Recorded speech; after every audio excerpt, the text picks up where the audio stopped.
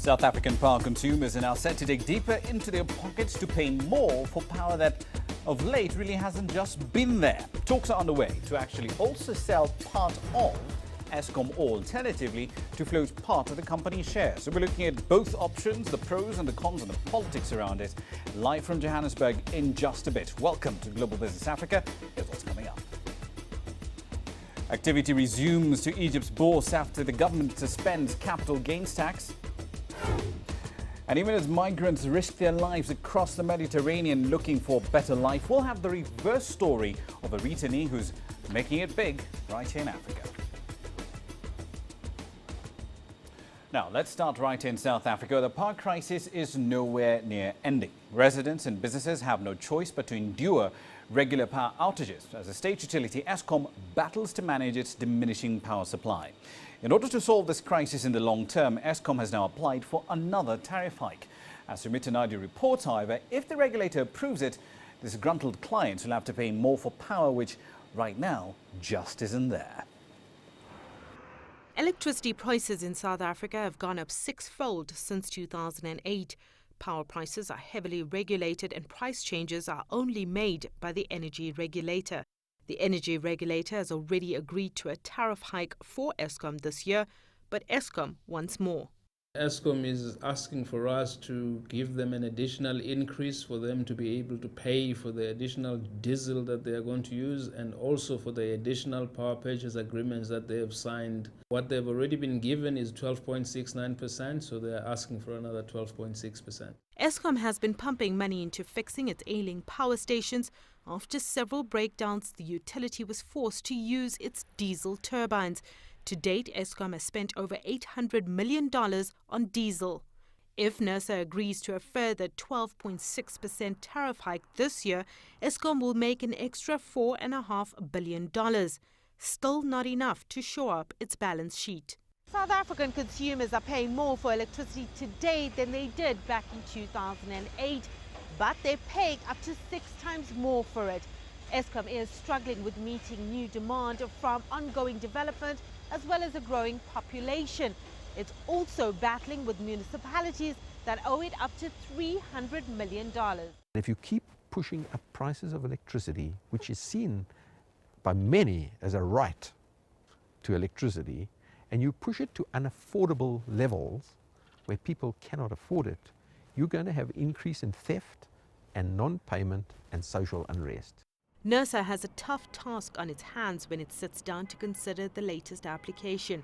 The regulator has to consider consumers and also think about keeping Eskom afloat. We also have to consider what the investors and the companies that loan or borrow Eskom money would be comfortable with in as far as Eskom's abilities to repay them. We consider the consumers themselves, whether the increases that we may impose may be affordable to the consumers.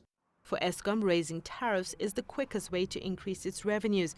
A decision from the energy regulator is expected next month. Sumitra Nadu, CCTV, Johannesburg. And Sumitra Nadu joins us now live from Johannesburg. Some developing story coming out of South Africa in the last hour, Sumitra. Eskom and its former CEO, Mr. Matona, have parted ways. What more do we know about that? Well, very little. We got a statement from Eskom late this evening just to say that they've reached an amicable settlement.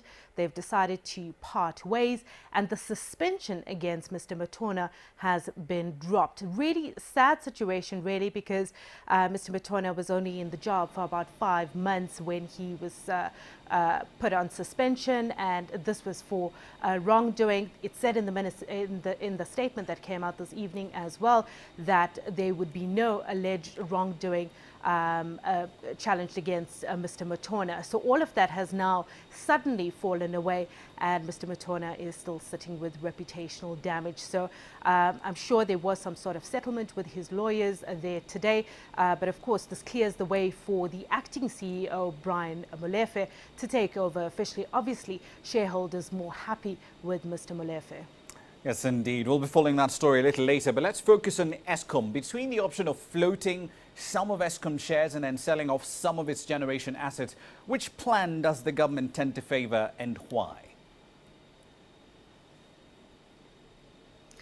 Well, you know, this is what I was trying to get from the finance minister today. I sat down and had a chat with him, but he was not really letting go of the finer details. So we don't really know how this is going to work, which parts of Eskom would be sold off. As it is, you know, the news of possible part privatization emerged last week. The ANC within itself began debating. Some members still maintain that it's not going to happen. There's been some comments as well coming through from different members of the ANC, but it's still really up in the air. So we're not too sure what exactly they're going to do in terms of splitting those. But, you know, I spoke to an analyst this evening and they said there's various ways of Eskom raising this money. The generation side, of course, would be in its interest to let that go, let it privatize, because it's costing them money. Of course, it has to pay for the power purchase agreements that it has. And of course, it's costing it a lot of money to generate that electricity at the moment, obviously with the diesel that it is using to power its engine, its turbines at the moment. That's costing it billions every month. So it would be in its best interest. Eskom could also sell off old power stations. Private entities can then rebuild and supply the national grid, but Eskom will still have a majority ownership. So there's a number of ways they're not letting go of any details at this stage. Indeed, it does sound, however, like there's an argument to be made here that Eskom is more valuable in pieces than as one vertically integrated utility. Do we know if there are any plans in Eskom to split it such that transmission is a separate firm and generation is an entirely different one as part of efforts, of course, to raise more capital in the long term? Well, we're not sure about that at this stage. Interestingly enough, there was a white paper that came out back in 1998, and I spoke to an energy expert. He was reminding me of that. That 30% of Eskom could actually be privatized, and there were plans in that white paper to actually spin off some of these assets. So Eskom has generation, it has transmission, it has distribution. But they're not letting go of the details in terms of what they're going to split, what they're going to let go. As it is at the moment, the ANC doesn't want to let go of any part of Eskom at this stage. But as I say, the generation side might be a better spin-off for them, but we don't know any details at this point. One final question for you, Sumitra. It does seem, as you mentioned earlier, the finance minister faces a lot of stiff, aggressive opposition from the ANC and its allies to this plan to sell part of Eskom in order to raise the money the utility needs. How does Mr. Nene plan to overcome this opposition, and are there any alternatives that the ANC and its allies like COSATU are offering to this current crisis? Some serious headwinds to overcome here. The issue of privatization has been so hotly contested within the ANC for years now. As I was saying about the white paper, it was submitted back in 1998. It was noted as government policy that a part of Eskom should be privatized, but it's never happened precisely because the unions and many members of the ANC are against it.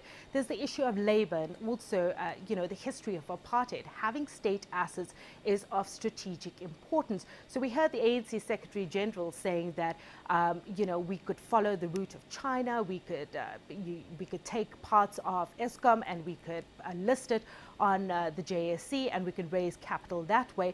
But there's no talk of privatization. We're not selling off to the private sector. So this debate is still continuing. It was really interesting to hear from the finance minister today saying that discussions with the private sector to actually sell off parts of Eskom is underway. So there's definitely a discussion. I even asked him about possible buyers, and he said, look, they've gone out to market, they're exploring all the avenues, they're speaking to the private sector. They're also trying to find out whether there's even an appetite by the private sector, what would they be interested in, and what would they actually buy. But there is this debate within the ANC, and it's gone on for so long. SAA is a good example. Despite the airline's woes, the yearly bailouts, talk of privatization of a state airline is totally off the cards. So it will be interesting to see how this unfolds and whether any part of Eskom would actually be sold off. Indeed, we'll leave it there for the time being. Thank you for your input. That's Sumitra Naidu, live in Johannesburg. She did speak earlier on to South Africa's finance minister. mediterranean. Now, on to the other side of the continent. The EGX 30 had an excellent day on Monday. In the wake of news reports that the government had decided to freeze the implementation of a 10% capital gains tax for 2 years. The EGX 30 was up almost 5% in the 30-minute pre-trading pre-session, recouping effectively some of the losses that the market has suffered since the bylaws for implementing this tax were announced last month. Now, in July 2014, the government imposed a 10% tax on capital gains and stock dividends as part of efforts to overhaul an economy battered by years of political turmoil. However, critics of this tax say its ambiguous collection mechanisms created a lot of uncertainty in the market and deterred investment. The Prime Minister attended the opening of the trading session today, and he announced that the capital gain tax that was imposed on the Egyptian Stock Exchange will be suspended for 2 years and the revenues will be taxed only once. We reached a 500 points raise and the main benchmark index is almost 6% up. All the sectors in the market are up 5 to 10%. And Yasser Kim joins us now live from the Egyptian capital of Cairo with more data on the day. Of course, on the EGX 30 ended the day 6.5 percentage points higher. Yasser, what exactly made the government to change its mind about implementing capital gains tax? Well, it was a lot of lobbying by the business community for the past few months. Since the announcement was made, they were convincing the government that this will harm the stock exchange. At one point, even the president of the stock exchange, the chairman, said, "I don't understand the new law at all. It's too confusing for me, and it will be too confusing for investors." There have been a lot of losses in the last few weeks, continuous losses by the stock exchange, at the stock exchange, so at the market.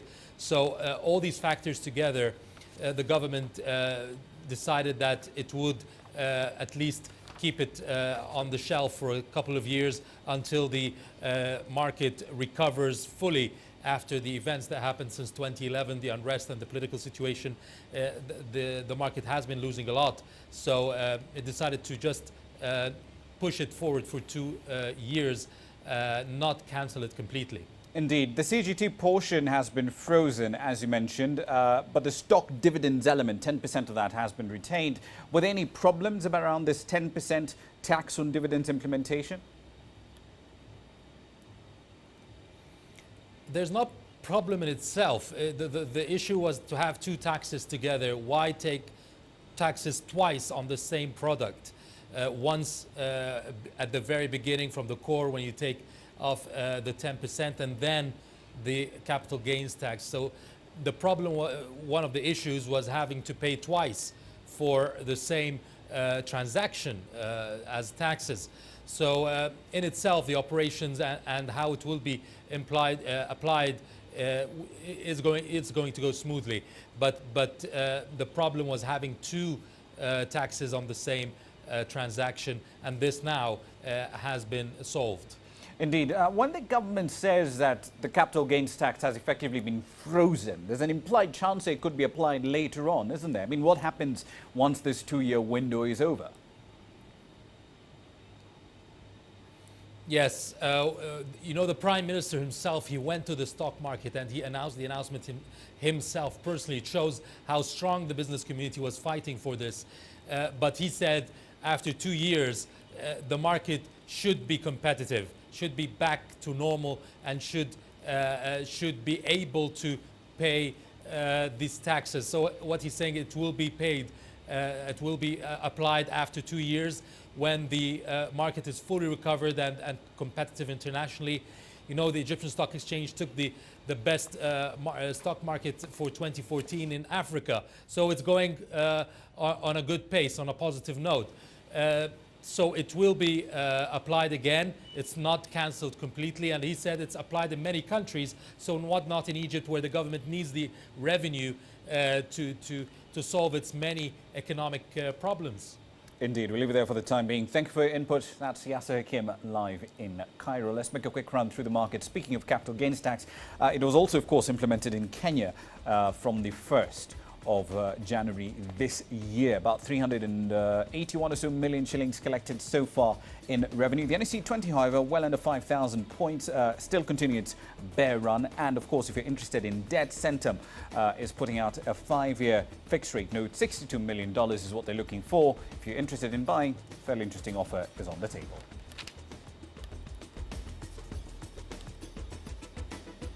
Coming up next, the fuel scarcity in Nigeria continues. Oil marketers there are now hoarding the product. And trading resumes in Liberia as the country is officially cleared of Ebola. Africa is on the move. It's home to 7 of the world's 10 fastest growing economies. We help you make sense of the fast-changing African business landscape. We take you where the business is happening. Global Business, weekdays at this time on CCTV Africa.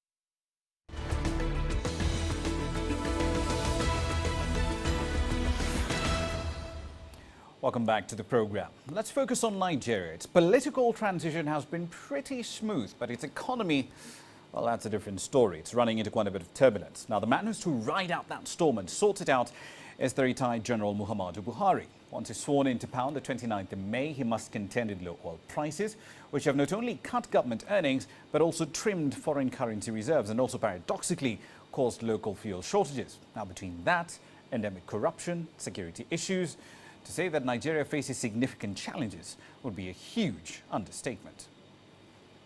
Nigeria may be one of the world's oil-richest countries, but you wouldn't know it given the lengthy wait motorists face as they try to refuel.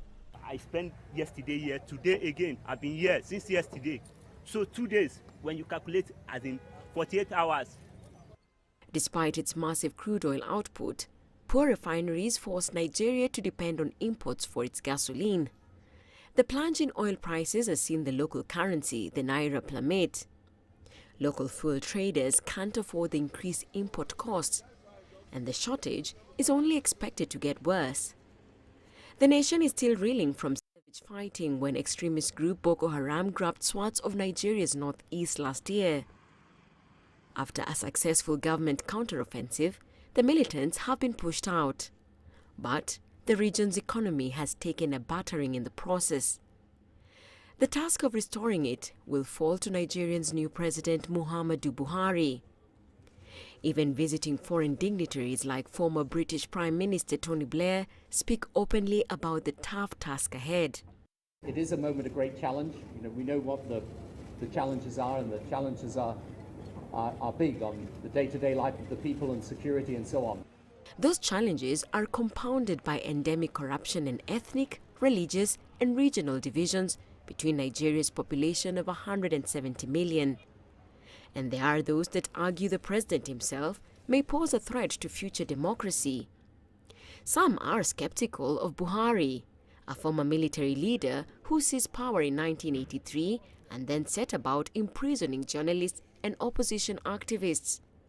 Political analysts say it's up to Nigeria's political establishment to keep check on and scrutinize the president for any undemocratic actions.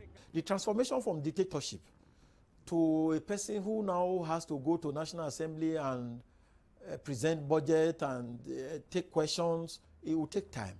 But the president-elect, who has already stood in several elections, says he's a convert to democracy. Muhammadu Buhari will be sworn in on May the 29th. The nation and the world will be watching his fast moves closely as he attempts to deliver on his election promises to bring greater peace and prosperity to the nation. Susan Mongeli, CCTV. On to some good news now. Commercial activity slowly recovering in Liberia after the World Health Organization declared the West African nation to be Ebola-free earlier this month. Shoppers are back in city streets and traders are slowly reopening their stalls too. Girum Chala was in the capital, Monrovia, and as he reports, some entrepreneurs are now optimistic about their future. 39-year-old Harris Tummer is a chief motorbike mechanic and owner of this garage in the heart of Liberia's capital, Monrovia. He's so excited that business has finally started picking up. The customers who have disappeared because of the Ebola outbreak have now come back. Ebola in Liberia, the time is over.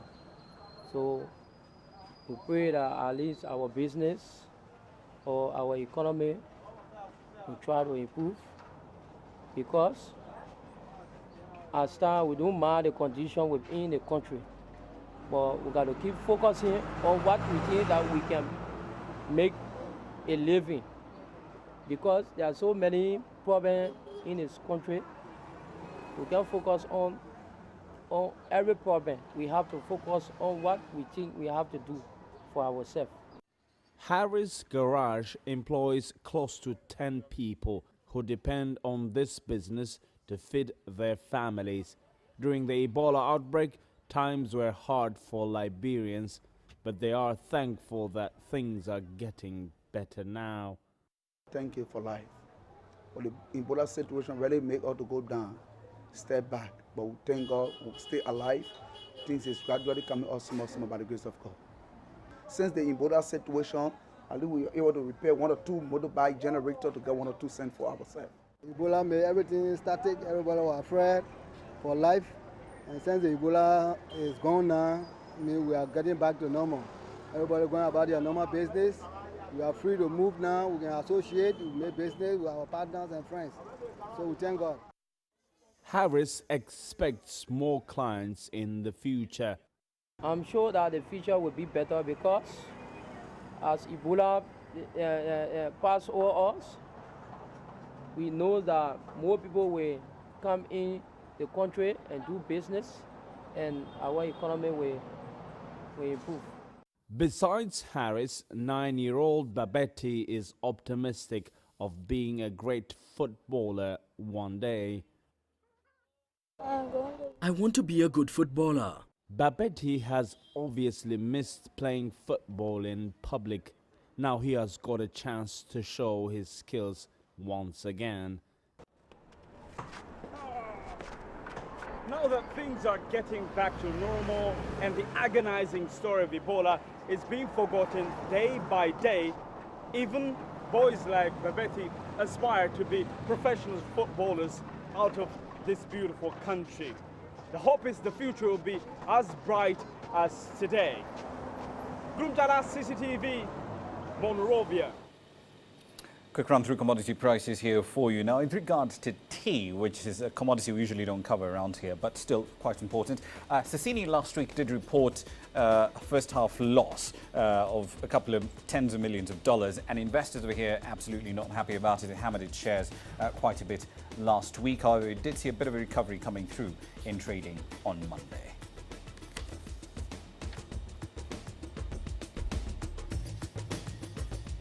Now, you've heard of Africans risking their lives to cross the Mediterranean, seeking a better life in Europe. Tonight, we'll focus on a different story, that of a returnee who's making it big, doing business right here in Africa.